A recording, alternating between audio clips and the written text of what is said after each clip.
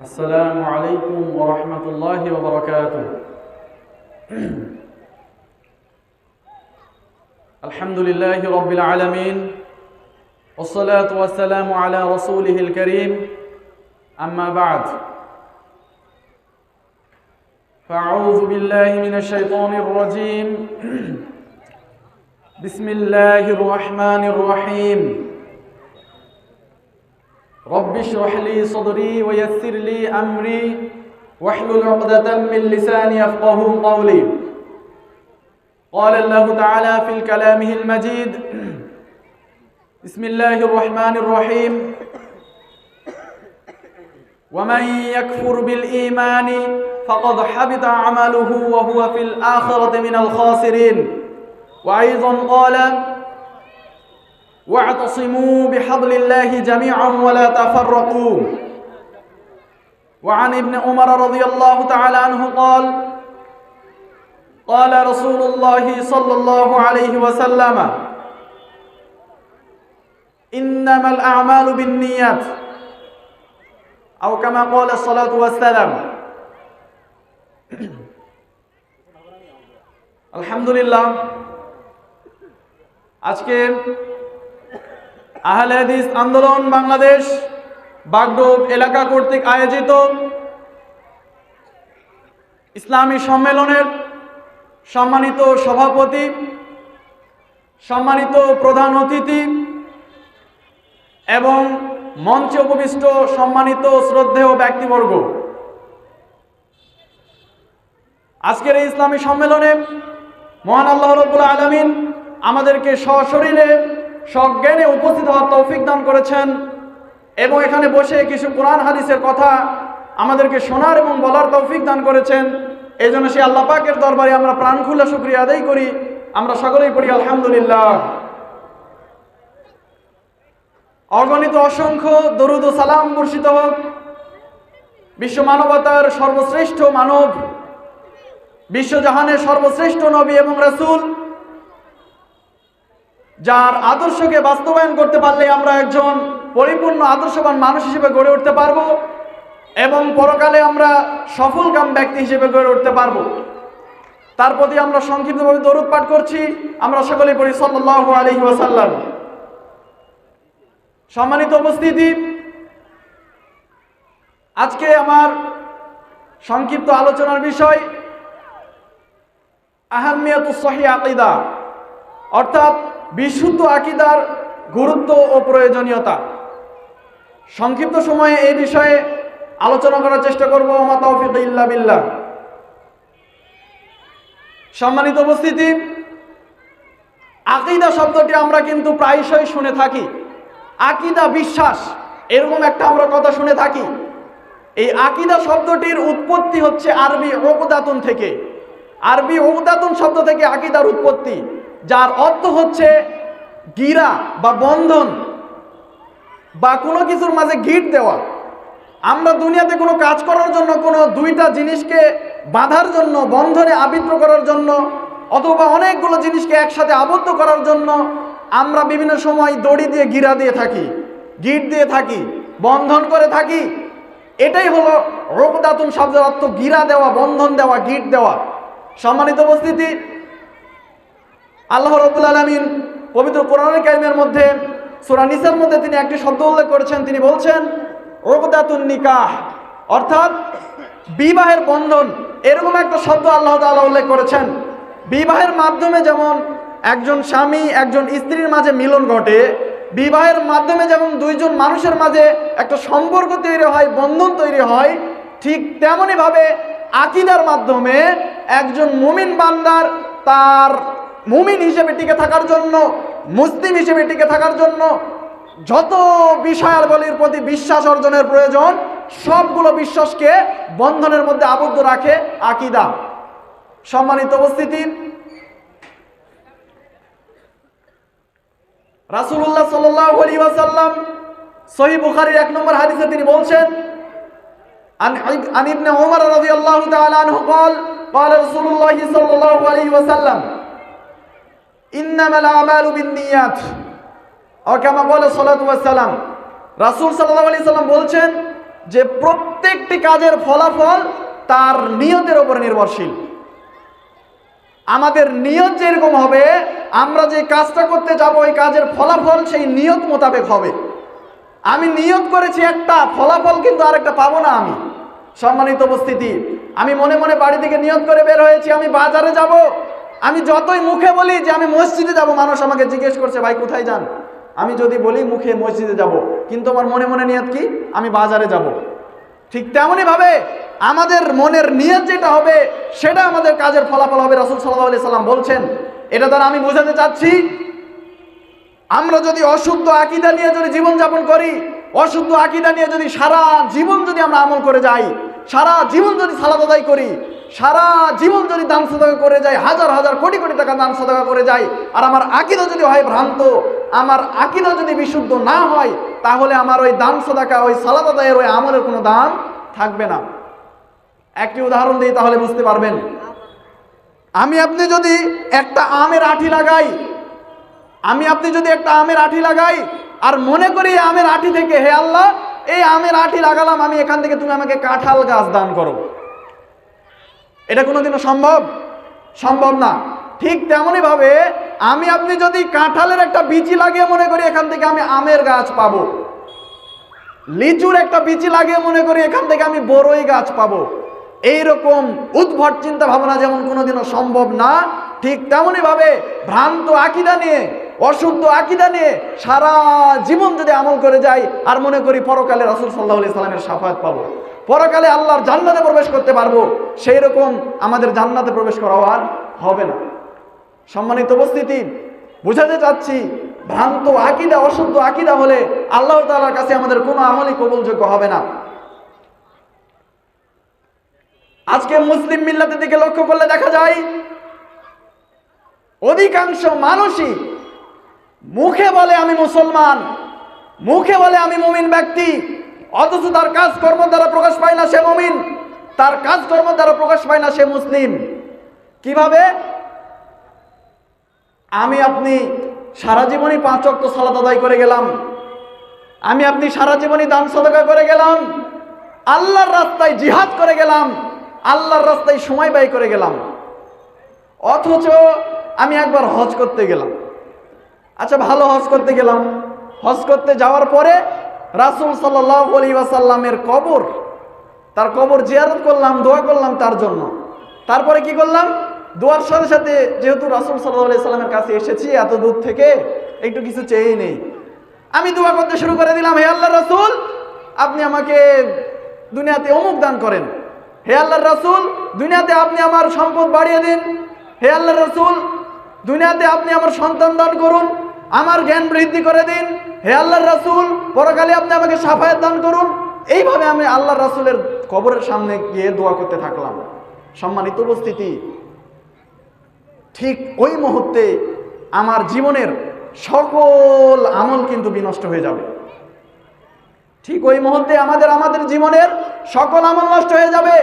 কেননা আল্লাহ রাব্বুল আলামিন তিনি বলছেন, আমি শুরুতে যে আয়াতটি বলেছি এখানে আল্লাহ তাআলা বলছেন, ওয়ামান ইয়াকফুর বিল ঈমান ফাকাদ হাবিতা আমালুহু। আল্লাহ তাআলা বলছেন, আর যে ব্যক্তি বিশ্বাসের সাথে কুফরি করবে, যে ব্যক্তি ঈমানের সাথে কুফরি করবে, ফাকাদ হাবিতা আমালুহু, আমি আল্লাহ তাআলা বলছি তার সকল আমল বিনষ্ট হয়ে যাবে, তার সকল আমল নষ্ট হয়ে যাবে। আমি আপনি সারা জীবনই ভালো আমল করলাম, সারা জীবনই সালাত আদায় করলাম, এমন একটা খুশির সংবাদ চলে আসলো, মাজার শরীফে গেলাম, মাজার শরীফে গিয়ে খুশির চোটে একটা সিজদা দিয়ে দিলাম। কোনো বড় একটা আউলিয়ার কবরে গেলাম, কবরে গিয়ে খুশিতে আমি একটা সিজদা দিয়ে দিলাম। সম্মানিত উপস্থিতি, আল্লাহ তাআলার কথা মোতাবেক সাথে সাথে ঠিক ওই মুহূর্তে কিন্তু আপনার সকল জীবনের আমল বিনষ্ট হয়ে যাব। যদি আমল বিনষ্ট না হয় আল্লাহ তাআলার কথা মিথ্যা হয়ে যাবে, আর আল্লাহ তাআলার কথা কখনো মিথ্যা হতে পারে না। তিনি বলছেন, যালিকাল কিতাবু লা রাইবা ফি, এটা এমন একটি কিতাব যার মধ্যে বিন্দুমাত্র সন্দেহ নেই। যারা সন্দেহ পোষণ করবে তারাই পথভ্রষ্ট হবে, যারা সন্দেহ পোষণ করবে তারাই বিপদগামী হবে, যারা সন্দেহ পোষণ করবে তারাই পরকালে ধ্বংসপ্রাপ্তদের অন্তর্ভুক্ত হবে। সম্মানিত উপস্থিতি, আল্লাহ রাব্বুল আলামিন পবিত্র কোরআনুল কারীমের মধ্যে তিনি বলছেন, 6:30 পর্যন্ত আলোচনা করেন। আল্লাহ রাব্বুল আলামিন পবিত্র কোরআনুল কারীমের মধ্যে বলছেন ওয়াতাসিমু বিহাবলিল্লাহি জামিআন ওয়া লা তাফাররাকু। আল্লাহ তাআলা মানব মণ্ডলীকে লক্ষ্য করে বলছেন ওয়াতাসিমু বিহাবলিল্লাহি জামিআন, হে মানব সকল, তোমরা আমার রজ্জুকে একত্রিতভাবে শক্তভাবে সকলে ধারণ করো। ওয়ালা তাফাররাকু, আর তোমরা দলে দলে বিভক্ত হয়ে যেও না। ওয়ালা তাফাররাকু, তোমরা দলে দলে বিভক্তিও তোমরা হয়ে যেও না। আল্লাহ তাআলা বলছেন, আল্লাহ তাআলা নিষেধ করছেন তোমরা বিভক্তি হয়ে যেও না। আমার রজ্জুকে সবাই একত্রিতভাবে একই পথে একই মানহাজে তোমরা ধারণ করো। অথচ আমরা কি করছি? বর্তমান মুসলিম মিল্লাতের মধ্যে লক্ষ্য করলে দেখা যায় অসংখ্য অসংখ্য অগণিত দলে দলে মুসলমানরা বিভক্ত। অসংখ্য অগণিত দলে দলে মুসলমানরা বিভক্ত। কেউ বা বিশ্বাস করছে খারেজি আকীদা পোষণ করছে, কেউ বিশ্বাস করছে কোনো মুমিন যদি কাবিরা গুনাহ করে তাহলে তার রক্ত হালাল, তাকে খুন করা হালাল, ওই ব্যক্তি সরাসরি জাহান্নামে কোনোদিনও জান্নাতে প্রবেশ করবে না। কেউ বা বিশ্বাস করছে যে জীবনে যদি একবার লা ইলাহা ইল্লাল্লাহ পড়ি তাহলে জান্নাতে চলে যাব। মুরজিয়াদের আকীদা, শৈতবাদের আকীদা, এই দুই আকীদার মধ্যবর্তী হলো আমাদের আহলুস সুন্নাহ ওয়াল জামাত বা আহলে হাদিসের আকীদা। সম্মানিত উপস্থিতি, এজন্য আমাদেরকে সবার প্রথম আমাদের আকীদা বিশ্বাসকে শুদ্ধ করতে হবে, নতুবা সারা জীবন যদি আমরা আমল করি সে আমল আল্লাহ তাআলার কাছে গ্রহণযোগ্য কখনোই হবে না। সম্মানিত উপস্থিতি, আল্লাহ রাব্বুল আলামিন পবিত্র কোরআনুল কারীমের মধ্যে তিনি বলছেন তোমাদের মধ্যে যারা ঈমানদার ব্যক্তি রয়েছে, তোমাদের মধ্যে যারা ঈমানদার সমাজ রয়েছে, তাদের মধ্যে বেশিরভাগ ব্যক্তি ঈমান আনয়ন করেছে ইল্লা ওয়া হুম মুশরিকুন, কিন্তু তাদের মধ্যে বেশিরভাগ ব্যক্তিরাই হচ্ছে মুশরিক। আল্লাহ তাআলা বলছেন তোমাদের মধ্যে ঈমান আনয়নকৃত ব্যক্তির মধ্যে অধিকাংশই ইল্লা হুম মুশরিকুন, অধিকাংশ ব্যক্তি যারা ঈমান এনেছে তাদের মধ্যে অধিকাংশ ব্যক্তি হচ্ছে মুশরিক। কেমন ভাবে? আমি আপনি বিশ্বাস করছি আল্লাহর উপরে, আমি আপনি আল্লাহ তাআলার সকল ঈমানের যে স্তর রয়েছে সবগুলোর প্রতি বিশ্বাস আনয়ন করেছি, কিন্তু ওই যে বললাম বিশ্বাস আছে ঠিকই, কিন্তু আমরা কখনো কখনো এমন এমন কর্ম করে ফেলি, আমাদের মতো মুসলমান ভাইয়েরা, আমাদের মতো মুসলিম ভাইয়েরা যারা কি করছে, মূর্তিকে সম্মান জানাচ্ছে, মূর্তির পূজা করছে, যারা কি করছে বাড়িতে ছবি মূর্তি টাঙিয়ে রাখছে সম্মান জানানোর জন্য, যারা কি করছে মাজারে গিয়ে পীরের কাছে চাচ্ছে, যারা কি করছে তার সন্তান হচ্ছে না, তার ব্যবসায় লাভ হচ্ছে না, ব্যবসায় লস হচ্ছে, মাজারে গিয়ে হাত তুলে মৃত মানুষের কাছে চাচ্ছে। সম্মানিত উপস্থিতি, এরকম যদি হয়, পূর্বেই বলেছি ফাকাদ হাবিদা আমালুহু, ওই ব্যক্তি সারা জীবনের সকল আমল নষ্ট হয়ে যাবে। আবার কান্নাকাটি করে আল্লাহ তাআলার কাছে ক্ষমা না চাওয়া পর্যন্ত ওইভাবে যদি থেকে যায় তাহলে তারা জান্নাতে প্রবেশ করার কোনো সুযোগ হবে না। সম্মানিত উপস্থিতি, অতএব সর্বপ্রথম আকীদাকে বিশুদ্ধকরণ, তারপর আমলের দিকে গুরুত্ব দিতে হবে। অথচ আজকের মুসলিম সমাজের দিকে লক্ষ্য করেন, কে কত বেশি আমল করছে, কে কত ওয়াক্ত সালাত আদায় করছে, কে কত বেশি সিয়াম পালন করছে, কে কত বেশি দান সাদাকা করছে, কে কত বেশি সুন্নাতি আমল নফল আমল করতে পারছে, সেটা নিয়ে প্রতিযোগিতার মধ্যে লিপ্ত আছি। অথচ আমলের পূর্ব শর্ত হলো আমাদের আকীদাকে বিশুদ্ধ করতে হবে, আকীদাকে সহি করতে হবে। সহি আকীদা ব্যতীত আমাদের আমল আল্লাহ তাআলার কাছে কখনোই কবুলযোগ্য হবে না। সম্মানিত উপস্থিতি, রাসূলুল্লাহ সাল্লাল্লাহু আলাইহি ওয়াসাল্লাম বলছেন কিয়ামতের দিন আমার উম্মতকে ৭৩টি দলে ভাগ করা হবে। রাসূল সাল্লাল্লাহু আলাইহি ওয়াসাল্লাম বলছেন কিয়ামতের দিন আমার উম্মতকে ৭৩টি দলে ভাগ করা হবে, তার মধ্য থেকে ৭২টি দলই জাহান্নামে প্রবেশ করবে এবং মাত্র একটি যে বাকি দল থাকবে ওই বাকি একটি দল জান্নাতে প্রবেশ করবে। সম্মানিত উপস্থিতি, ৭২টি দলের মানুষই জাহান্নামে প্রবেশ করবে, অর্থাৎ ১,০০০-এর মধ্যে ৯৯৯ জন লোকই জাহান্নামে যাবে, একজন মানুষ জান্নাতে প্রবেশ করবে। তাহলে যে ৯৯৯ জন মানুষ জাহান্নামে যাবে ১,০০০-এর মধ্যে, তারা কি সালাত আদায় করতো না দুনিয়াতে? তারাও সালাত আদায় করতো। তারা কি দুনিয়াতে বড় বড় জুব্বা, পাঞ্জাবি, টুপি, আতর, সুরমা, বড় বড় দাড়ি, বড় বড় রুমাল লাগিয়ে চলতো না? হ্যাঁ, তাদের মধ্যেও চলতো। তারা কি দান সাদাকা করতো না? হ্যাঁ, তাদের মধ্যে এমন ব্যক্তি ছিল যারা সকল তার ধন সম্পদ বিলিয়ে দিয়েছে। তারা কি সিয়াম পালন করতো না? হ্যাঁ, তাদের মধ্যে এমন ব্যক্তিও ছিল যারা আল্লাহ তাআলার ফরজ সিয়ামের পাশাপাশি নফল সিয়ামও পালন করত, কিন্তু তাদের জাহান্নামে প্রবেশের একমাত্র কারণ হলো তারা আল্লাহ তাআলার প্রতি শিরক করেছে। তাদের জাহান্নামে প্রবেশের একমাত্র কারণ হলো তাদের আকীদা বিশ্বাস সঠিক নেই। আকীদা বিশ্বাস সঠিক নেই। সম্মানিত উপস্থিতি, একটি হাদিস সম্পর্কে জানি, তাহলে আপনারা বুঝতে পারবেন। রাসূল সাল্লাল্লাহু আলাইহি সাল্লাম বলছেন, মান ক্বালা লা ইলাহা ইল্লাল্লাহ মিন কলবিহি দাখালাল জান্নাহ। আল্লাহ রাসূল বলছেন, যে ব্যক্তি অন্তর থেকে বলল লা ইলাহা ইল্লাল্লাহ, ওই ব্যক্তি জান্নাতে প্রবেশ করল। সুবহানাল্লাহ। এই হাদিসটাকে আমরা কাজে লাগিয়ে এই হাদিসটা বিভ্রান্ত ব্যাখ্যা করে, ভ্রান্ত অনুবাদ করে ব্যাখ্যা করে আমাদের মধ্যে এক শ্রেণীর মুসলমান বলে থাকে যে আমরা তো লা ইলাহা বলেছি, আমরা তো লা ইলাহা বলে মুসলমান হয়েছি, আমল যেটুকুই করি, আমরা তো ঈমান এনেছি, আমরা একসময় জান্নাতে যাবই। তাদের যুক্তি হলো লা ইলাহা বলেছি, জান্নাতে চলে যাব, কারণ রাসূল সাল্লাল্লাহু আলাইহি সাল্লাম বলছেন, মান ক্বালা লা ইলাহা ইল্লাল্লাহ মিন কলবিহি দাখালাল জান্নাহ। যে ব্যক্তি অন্তর থেকে পড়বে লা ইলাহা ইল্লাল্লাহ, ওই ব্যক্তি জান্নাতে প্রবেশ করবে। সম্মানিত উপস্থিতি, কিন্তু তারা জানে না যে লা ইলাহা ইল্লাল্লাহ শুধু পড়লেই হবে না, বরং মিন কলবিহি, অন্তর থেকে পড়তে হবে। রাসূল সাল্লাল্লাহু আলাইহি সাল্লাম বলছেন, আর অন্তর থেকে পড়ার জন্য কিছু শর্ত রয়েছে। কেমন শর্ত একটু বলি। লা ইলাহা ইল্লাল্লাহ, এইটার উপর ঈমান আনার জন্য 60টি শর্ত রয়েছে। 60টি।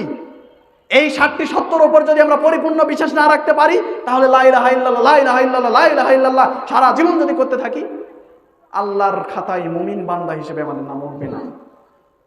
60টি বিষয় কি? 1 নম্বর হচ্ছে আল ইলম, অর্থাৎ জ্ঞান থাকতে হবে। আমি যে লা ইলাহা ইল্লাল্লাহ বললাম, এটার অর্থ কি? এটার অর্থ জানতে হবে। লা ইলাহা ইল্লাল্লাহ দ্বারা কি বোঝাচ্ছে? আমি না জেনেই শুধু লা ইলাহা বললাম আর ভাবলাম জান্নাতে চলে যাব। আমাদের মধ্যে এক শ্রেণীর লোক আছে মুসলমানদের মধ্যে, যারা আমাদের মতো এইভাবেই তারা ইসলামী সম্মেলন করে, তারা মাহফিল করে। তারা করে কি? মাহফিলের লাস্টে হালকায় জিকির করে। হালকায় জিকির করে। কিভাবে জিকির করে আপনারা অনেকেই শুনেছেন এবং দেখেছেন। ইল্লাল্লাহ ইল্লাল্লাহ ইল্লাল্লাহ, এইভাবে তারা জিকির করে। এই জিকিরের মানে কি? ইল্লাল্লাহ মানে আল্লাহ ছাড়া, আল্লাহ ছাড়া, এটার মানে কি? অথচ তাদের মধ্যে এই জ্ঞানটা নেই যে লা ইলাহা ইল্লাল্লাহ 2টি রুকুন রয়েছে। সালাতের যেমন কতগুলো রুকুন রয়েছে, সেগুলো রুকুনের মধ্যে থেকে একটি রুকুন বাদ পড়ে গেলে যেমন পুরো সালাত নষ্ট হয়ে যায়, আবার সেই সালাত নতুন করে আদায় করতে হয়, ঠিক তেমনই ভাবে লা ইলাহা ইল্লাল্লাহর হক যদি পরিপূর্ণভাবে আমরা আদায় করতে না পারি, তাহলে আমরা যদি সারা জীবন ইল্লাল্লাহ ইল্লাল্লাহ করে আমরা বলতেই থাকি, সেই লা ইলাহা ইল্লাল্লাহ বলাতে আমরা পূর্ণ মুমিনের খাতায় অন্তর্ভুক্ত হতে পারবো না। সম্মানিত উপস্থিতি, বলছিলাম লা ইলাহা ইল্লাল্লাহর 60টি শর্ত রয়েছে। এই 60টি শর্তের উপর পরিপূর্ণ বিশ্বাস থাকলেই আমরা আল্লাহর খাতায় পূর্ণ মুমিন বান্দা হিসেবে গণ্য হতে পারবো। এই 60টি শর্তর প্রথম হচ্ছে আল ইলম, আমাদের জ্ঞান থাকতে হবে। কি বলছি আমরা? লা ইলাহা ইল্লাল্লাহ এর অর্থ হচ্ছে লা মা'বুদা বিহাক্কিন ইল্লাল্লাহ, আল্লাহ ছাড়া কোনো সত্য মাবুদ দুনিয়াতে নেই, এটা আমাদেরকে জানতে হবে। 2 নম্বরে হচ্ছে আল ইয়াকিন, অর্থাৎ আমাদেরকে বিশ্বাস থাকতে হবে। লা ইলাহা ইল্লাল্লাহ বললাম, আল্লাহ ছাড়া কোনো সত্য মাবুদ দুনিয়াতে নেই, বিশ্বাস থাকতে হবে। এখন লা ইলাহা ইল্লাল্লাহ বললাম, আল্লাহ ছাড়া কোনো সত্য মাবুদ দুনিয়াতে নেই, অথচ আমি আবার গিয়ে সেই মূর্তির সামনে দাঁড়িয়ে তার কাছে আবার প্রার্থনা করছি, সেই মাজারে গিয়ে হাত তুলে আবার তার কাছে দোয়া করছি, প্রার্থনা করছি। লা ইলাহা ইল্লাল্লাহ আপনি মুমিন হতে এখনো পারেননি। আপনি যতই মুখ বউলিয়ে বেড়ান যে আমি মুমিন, আমি মুসলিম, আপনি এখনো পূর্ণ মুমিন হতে পারেননি। 3 নম্বরে হচ্ছে আল ইখলাস, একনিষ্ঠতা থাকতে হবে। লা ইলাহা ইল্লাল্লাহ বলেছি, আল্লাহ ছাড়া কোনো মাবুদ নেই, একনিষ্ঠ থাকতে হবে সারা জীবন। আল্লাহ ছাড়া কোনো মাবুদ নেই, আল্লাহ ছাড়া কোনো মাবুদের উপর ইবাদত করব না, করব না, করব না, একনিষ্ঠ থাকতে হবে এই বিশ্বাসের উপরে। 4 নম্বরে হচ্ছে আসিদক, সত্যতা থাকতে হবে। লা ইলাহা ইল্লাল্লাহ বলেছি, এটার উপর সত্য, এই সত্যটাকে প্রমাণিত করার জন্য ওই তো সারা জীবন আল্লাহ তাআলার ইবাদত করতে হবে, আর কারো ইবাদত করা যাবে না। এটাকে সত্য প্রমাণিত করতে হবে যে আল্লাহ ছাড়া কোনো মাবুদ নেই। যদি আমি লা ইলাহা ইল্লাল্লাহ বলার পর আবার কারো ইবাদতের মধ্যে লিপ্ত হই, আবার সেই মাজারে গিয়ে প্রার্থনা করি, আবার সেই মূর্তিকে রেখে মূর্তির সম্মান করি, আবার সেই ঘরের মধ্যে আমরা মূর্তি টাঙিয়ে রেখে তাকে সম্মান জানাই, প্রতিদিন সকালে প্রতিদিন সন্ধ্যার বেলা মূর্তিকে সম্মান জানাই, তাহলে আসিদক হলো না। 5 নম্বরে হচ্ছে আল কবুল, অর্থাৎ আমাদেরকে মেনে নিতে হবে। কবুল অর্থ মেনে নেওয়া। লা ইলাহা ইল্লাল্লাহ বলেছি, আল্লাহ ছাড়া কোনো সত্য ইলাহা নেই, অর্থাৎ আমাদেরকে মেনে নিতে হবে। আল্লাহ তাআলা যত আমাদেরকে কিছু দিয়েছেন, যত আদেশ করেছেন, যত নিষেধ করেছেন, সকল আদেশ নিষেধকে মাথা পেতে মেনে নিতে হবে, তাহলেই আল কবুল এই সত্যটা পূর্ণ হবে। সম্মানিত উপস্থিতি, তারপরে হচ্ছে আল ইনকিয়াদ, আনুগত্য করতে হবে। আনুগত্য করতে হবে। মেনে নিলাম, কবুল বলার পরে মেনে নিলাম, এখন শুধু মেনে নিলেই তো হবে না, মুখে আনুগত্য করতে হবে। আল ইনকিয়াদ, প্রতিটি পদে পদে, প্রতিটি মুহূর্তে মুহূর্তে, আপনার চলাফেরাতে, সকালে ঘুম থেকে ওঠার পর থেকে ফজরের সালাত পর্যন্ত, ফজরের সালাতের পর থেকে জোহর পর্যন্ত, জোহর থেকে আসর, আসর থেকে মাগরিব, পুরা দিন পুরা রাত আল্লাহ তাআলার আদেশের আনুগত্যের মধ্যে থাকতে হবে। তাহলে আল ইনকিয়াদ, এই শর্তটা পূরণ হবে। তারপরে সর্বশেষ যে শর্ত, সেটি হচ্ছে আল মাহাব্বা, ভালোবাসা থাকতে হবে। লা ইলাহা বলেছি, আল্লাহ ছাড়া কোনো মাবুদ নেই, এটার প্রতি ভালোবাসা থাকতে হবে।